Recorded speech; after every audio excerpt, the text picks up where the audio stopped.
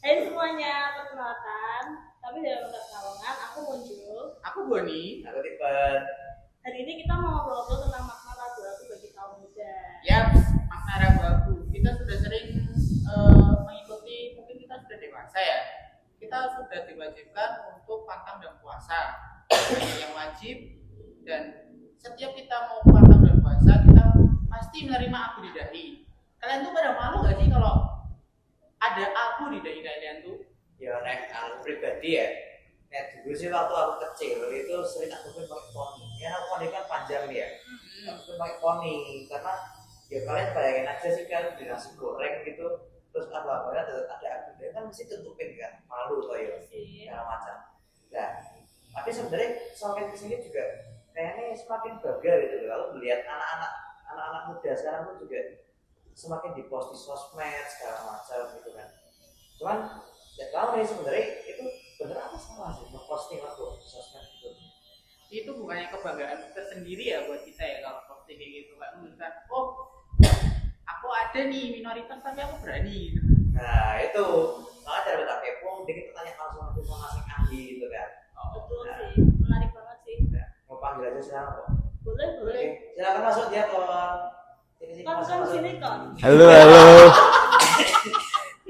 Halo. Halo. Gimana nih? Baru ngobrolin apa nih? Ya, ngobrolin tentang rabu-abu. Rabu-abu. Ragu-ragu dia kon. Jadi tuh dulu itu kita waktu ragu-ragu itu kan malu ya promo dia kon. Ya. Menunjukkan abu di dahi kita. Tapi semakin kesini tuh kayak banyak orang yang kayak bangga banget terus pada posting di sosmed gitu loh. Itu tuh salah nggak sih? Itu masuknya flexing rohani atau bukan? Iya. Terus ini mau kalau misal ya suatu momen kita nggak sengaja kehapus nih abunya ini boleh nggak itu mas sebenarnya mau bukan nggak sengaja sih sengaja menghapus gitu ya itu Iya. perkatnya hilang nggak itu kayak gitu tuh. Disembunyikan berarti yang bisa dihapus. Baik. Pertanyaan yang menarik. Sebenarnya tadi saya juga dengar karena saya sembunyi di belakang kamera. Baik. Posting di sosmed pakai abu begitu ya? Benar atau salah? Flexing atau enggak? Nah, jadi itu pertanyaan yang sangat menarik. Bisa benar, tapi ya bisa juga kurang tepat. Itu menjadi benar kalau misalnya tujuannya baik. Misalnya dia habis menerima abu, kemudian ada perasaan tersentuh, perasaan bangga. Tadi aku ketika menerima abu rasanya merasa tersentuh, terus pengen bertobat, terus pengen mengajak orang lain untuk bertobat. Kemudian dia foto selfie atau bersama temannya terus posting di media sosial untuk tujuan baik. Karena dia pengen share pengalaman rohaninya ketika tersentuh, ketika menerima abu. Dan dia berharap dengan dia mengepost teman-temannya yang lain juga ingat, ini hari Rabu Abu toh, tak kira liburan, nah, misalnya gitu. Terus ingat, dia terus ke gereja misalnya, baru scroll-scroll gitu, lihat postingan, iya aku belum ke gereja, terus ke gereja. Tujuannya baik. Berarti mengingatkan orang lain ya? Ya. Tapi Itu. kalau semisal nih, aku posting orang rabu-abu nih, tapi ada kata-kata komitmen di situ tapi yang akhirnya tuh temanku lihat postingan itu, tapi aku nggak ngakuin. Itu jatuhnya flexing bukan? Kalau flexing jatuhnya gimana begitu ya? Jadinya kan cuma FOMO kayak pamer nih aku rabu-abu, aku mau pantang, tapi aku nggak pernah nggak ngakuin itu gitu loh. Ya. Baik, itu pertanyaan yang menarik Boni. Kalau orang posting di sosmed, kemudian di situ ada tulisan komitmen Rabu ini, selama masa prapaskah 40 hari aku mau ngapain aja gitu ya. Iya. Terus tapi nggak ngelakuin. Itu flexing atau enggak? Nah, itu juga sebenarnya juga sama. Flexing atau tidak itu sebenarnya yang tahu adalah orang itu secara pribadi. Yang pertama niat awalnya dia mau ngepost itu untuk apa? Ada bahasa rohaninya kalau misalnya untuk tujuan profetis itu suara kenabian. Dia pengen mempertobatkan orang lain, mengajak orang lain untuk bertobat, itu tidak flexing. Akan tetapi kalau tujuannya misalnya untuk tadi FOMO atau enggak kesombongan rohani, lihat loh, aku lebih saleh daripada kamu, aku rajin ke gereja, itu jatuhnya ke flexing. Dan itu bahkan mengkhianati makna dari Rabu Abu sendiri. Karena Rabu Abu itu kan dengan menerima abu itu kan kita kan menyadari bahwa diri kita itu sebagai manusia itu fana. Kita melakukan banyak dosa, ada unsur penyesalan di situ dan ada niat untuk bertobat. Tetapi kalau FOMO kemudian flexing kan terlihat ada kesombongan di situ. Kesombongan dan kerendahan hati kan sesuatu yang saling bertolak belakang. Jadi malah mengkhianati makna dari Rabu Abu itu sendiri.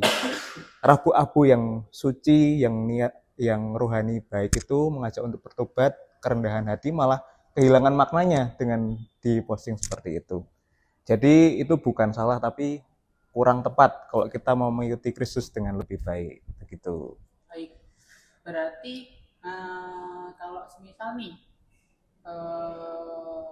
nek Rabu Abu itu kan berarti kan kita bertolak belakang ya. Nah, tapi ketika kita posting itu orang lain kan menganggapnya beda ya.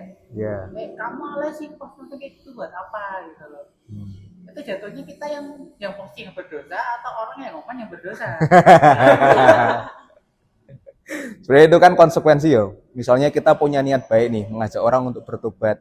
Kita tujuannya baik, tapi orang lain menangkap berbeda itu kan yo sesuatu yang sudah kita posting di media sosial kan juga itu kan tanggapan orang kita tidak bisa mengontrol. Jadi tergantung penafsiran orang-orang kita sendiri ya, kayak masing-masing lah jatuhnya kayak tanggung jawab dia terhadap Tuhan kayak gimana tanggapannya kayak postingan itu, mau menanggapi secara positif atau negatif gitu ya. Begitu. Nah, jadi kalau kita mau posting foto di media sosial, dari kita ada abunya itu enggak apa-apa. Itu malah sesuatu yang baik. Asalkan niat kita baik, mengajak orang lain untuk bertobat, sungguh-sungguh menjalani 40 hari untuk berpuasa, berpantang, dan abu itu kan tanda, simbol. Simbol bahwa puasa dan pantang kita dimulai. Ketika simbol itu dilihat orang dalam media sosial, orang kan juga akan lihat, oh ya ini masa prapaskah, dimulainya masa prapaskah. Jadi terus ingat, itu sesuatu yang baik. Tetapi memang harus disadari niatnya dan dipastikan niatnya adalah baik. Begitu. Nah untuk pertanyaan Steven, kalau misalnya abu itu nggak sengaja kehapus karena hujan atau dengan sengaja dihapus, apakah itu menghilangkan berkatnya? Nah jawabannya adalah tidak. Karena penerimaan abu itu bukanlah bagian dari sakramen tetapi sakramentali. Jadi rahmat yang kita terima itu menandai hati kita, tidak menandai batuk kita begitu ya. Tetapi rahmat itu sampai kepada hati kita. Coba diingat-ingat lagi ketika menerima abu itu kan ada rasa tersentuh. Engkau ini adalah abu dan akan kembali menjadi abu, atau bertobatlah dan percayalah kepada Injil. Ada perasaan tersentuh. Perasaan tersentuh itu adalah tanda dari rahmat Allah yang bekerja melalui penerimaan abu itu. Jadi yang ditandai tidak hanya jidat kita, dahi kita, tetapi hati kita ditandai oleh cinta Tuhan. Begitu. Oh alah, tapi nek tadi Romo bilang kita diterimakan abu, diomongi kamu tuh debu dan kembali jadi debu lagi, itu kata Romo kan tersentuh ya. Kalau saya kok merasa malah seperti gimana gitu, maksudnya kan ya kita sebagai orang muda kan masih mau mencari yang lebih kan, maksudnya kan ya bener kan, maksudnya kita kerja nyari duit terus self reward segala macam itu. Ketika dibilangin kayak kamu debu dan belum jadi debu, kan rasanya kan kayak gimana sih Mo? Itu sebenarnya pandangan itu salah nggak sebenarnya bagi kita orang muda yang memang kita nganggapnya aku tuh mau ngerasain dulu, masa diomongi kamu tuh debu dan bakal jadi debu lagi gitu kan, kayak gimana gitu. Oh ya, ternyata perasaan kita berbeda. Nah, tapi aku paham. Kita kan orang muda kan baru semangatnya untuk bekerja, mencapai sesuatu yang masing-masing kita kan keinginannya kan beda-beda. Mimpinya berbeda-beda. Tapi ketika diomongi engkau ini adalah abu dan akan kembali menjadi abu, itu seperti perasaannya seperti mematahkan semangat begitu ya. Sebenarnya tidak juga. Ini kan kata-kata ini kan mengambil dari kitab Kejadian. Kitab Kejadian bahwa kita tuh manusia tuh berasal dari debu tanah. Debu tanah yang ada di tanah tidak berarti apa-apa. Tetapi sesuatu yang tidak berarti itu menjadi berarti karena ditiupi nafas Allah. Nafas Allah itulah yang menjadikan debu menjadi manusia yang berharga. Jadi kita itu bukan debu yang tidak berarti. Yang dimaksudkan debu itu bukan berarti kamu tuh nggak berarti itu, tapi kita adalah debu yang dikasihi Allah.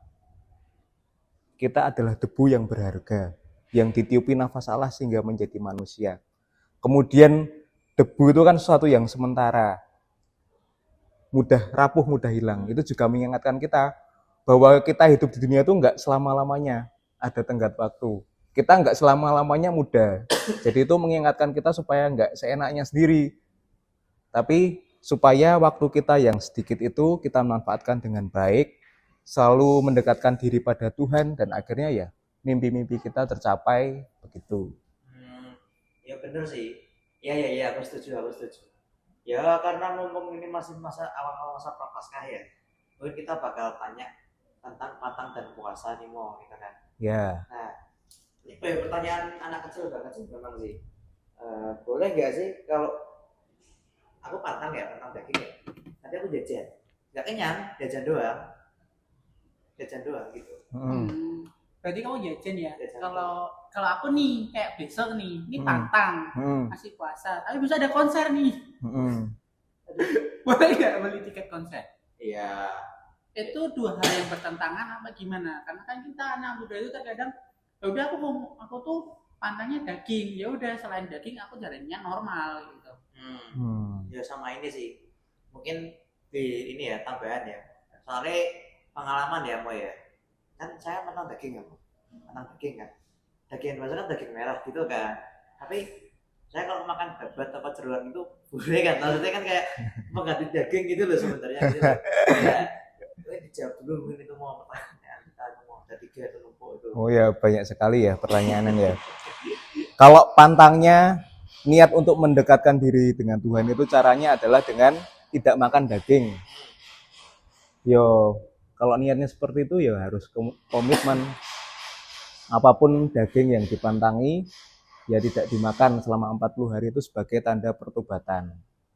Mematikan keinginan-keinginan diri ya supaya yang keinginan-keinginan diri yang kadangkala tidak terkontrol itu menjadi terkontrol, semakin dekat dengan Tuhan. Berarti kalau pantang daging itu tuh semua daging atau cuma kayak satu macam? Kayak aku biasanya makan daging ayam. Aku ganti dengan daging yang lainnya boleh enggak? Atau semuanya tuh berlaku untuk semua daging? Pantang daging yo. Ini pertanyaan yang menarik ya, sederhana tapi yo menarik. Menarik. Yang pertama, niat untuk pantangnya yang sudah terlaksana itu yang dijalani itu baik. Akan tetapi kita perlu ingat lagi bahwa pilar-pilar prapaskah itu ada 3. Yang pertama adalah doa. Doa dijalankan yang tekun, kemudian mati raga, pantang dan puasa. Yang ketiga ini yang paling penting adalah amal kasih. Dari doa, mati raga, tadi kan pantang kan termasuk dari mati raga. Uangnya sudah terkumpul. Berarti kan kurang 1, amal kasih. Kalau konser itu kan hanya untuk kepentingan kesenangan diri sendiri. Dan diajak berbaginya tidak ada. Berbaginya tidak ada. Sedangkan kita diajak untuk bersolidar dengan sesama kita yang miskin, yang membutuhkan. Kalau kita memasukkannya ke dalam kotak APP, itu nanti akan disalurkan oleh gereja. Begitu. Tapi kan itu kan sama aja kita memberi amal kasih kepada vendor yang telah menyiapkan. Tolong jangan dipelintir ya. Oh ya, tolong jangan dipelintir ya teman-teman. Ini sepertinya dia keinginan untuk nonton konsernya terlalu kuat. Saya setuju. Iya. Oke, ya udah teman-teman itu kesimpulannya apa aja kan jadinya? Ya, kesimpulannya marilah kita semangat dalam menjalankan pantang dan puasa. Kita semua sudah menerima abu. Mau kita posting di internet, kalau misalnya kita posting di internet itu nggak apa-apa. Kita mah bisa lihat lagi, kita buka IG kita atau TikTok atau apa, aku pernah menerima abu. Berarti terus ingat kembali, oh iya, aku punya niat komitmen untuk pantang dan puasa. Nah, komitmen itu jangan dilupakan. Ini sudah hari keberapa? Seminggu kok main lah. 7. Kok 7? 4. Ya, masih menjalankan? Masih. Wah, luar biasa. Pokoknya tetap pertahankan. kita harus memperbarui hidup kita, mengikuti Yesus yang memanggul salib, dan nantinya ikut dibangkitkan bersama Tuhan, dan kita memperoleh hidup yang baru. Begitu. Amin. Amin. Kalau dari tadi kita ngobrol nih, kira-kira dari Romo ada pesan nggak? Pesan tersendiri buat kaum muda nih supaya tidak terpelintir dengan hal-hal duniawi. Saat Prapaskah ini. Oh iya, ini bisa dikaitkan dengan bacaan Injil hari ini. Wah, bacaan Injil hari ini kan Yesus kan menjalani masa pantang dan puasa. Dia 40 hari, 40 malam dicobai 40 hari, 40 malam berpuasa dan dicobai oleh iblis. Kita bisa meneladani Yesus. Yesus itu dalam menghadapi godaan itu bersikap tegas. Di akhir kan dia ngomong, pergilah iblis, begitu toh. Kemudian dia selalu berpegang dengan firman Tuhan. Maka baik juga kalau selain scroll IG atau apa, kapan-kapan buka e-Katolik, baca-baca kitab suci atau renungan harian itu baik sekali. Supaya mengingatkan kita. Begitu. Kemudian bersikap tegas, tidak bersikap permisif. Karena kalau kita bersikap permisif, wah dikit-dikit nggak apa-apa. Nanti tanpa terasa kita akan terjerumus. Nah, ada salah satu kutipan menarik itu dari bukunya The Screwtape Letter. Itu mengatakan bahwa jalan menuju neraka itu bukan jalan yang curam, tetapi jalan yang perlahan-lahan menurun. Tanpa kita sadari, kita akan berada di dasarnya. Jadi, hati-hati dengan jalan yang menurun perlahan-lahan ini. Kalau mulai menurun, kita harus kembali ingat komitmen kita, bersikap tegas, terus berjalan terus mengikuti Yesus. Begitu. Oke, menarik banget ya guys. Iya, iya. Aku juga baru banyak tahu banyak hal nih hari ini. Emang pinter memang cara. Ya.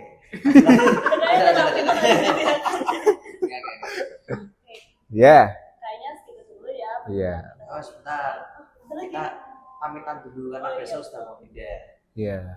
Pamitan dulu tau sama teman-teman. Ya. Baik teman-teman, saya pamit.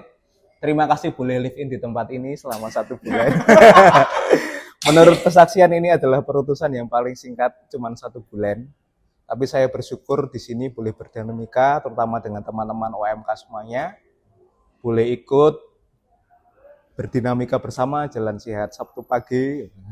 Kemudian persiapan tablo, mohon maaf tidak bisa ikut tablo jadi Pilatus, sudah digantikan. Biar kayak jadi Pilatus, tapi dia malah meninggalkan kita semua. Tanggung jawabnya. Memang tidak ada tanggung jawabnya. Katanya Ya. puasa. Kapan-kapan kalau kalian mau pergi ke Jogja bisa mampir di Kota Arjo. Ya, siap. Gitu. Kalau jalannya sudah lurus, mampir. Ya. Jangan. Kalau mampirnya di Kota Arjo enggak apa-apa. Di sana tidak sesat karena seminari. Ya. Dari seminari kembali ke seminari. Iya. Oke. Begitu. Terima kasih. Oke, terima kasih Romo Tian Ya. Taat. Semoga pelayanan baru di Gorajo Dapat semakin menjadi berkat bagi umat semua. Amin. Yeay. Ya, satu lagi doakan kita semua ya teman-teman. Karena mungkin kita bisa podcast lagi pakai Zoom. Oh iya, Iya, via meeting. Ya meeting tuh ya. Oh iya. Atau mau ke sana terus podcast di sana juga boleh. Ekon ya. Ekon banget nih. Bisa podcast bersama para seminaris. izin Romo. Sin mau. Oke. ada. Terima kasih Romo, terima kasih guys. Ya, terima kasih semuanya ya. Terima kasih. Makasih. Ya, Kon. Ya, Kayaknya saatnya. sekian dulu kita podcast hari ini. Tunggu episode baru dari Orang Kata Ya. Kawan. Dadah. Berkat dalam. Dadah. Saatnya bisa. Kayaknya bisa.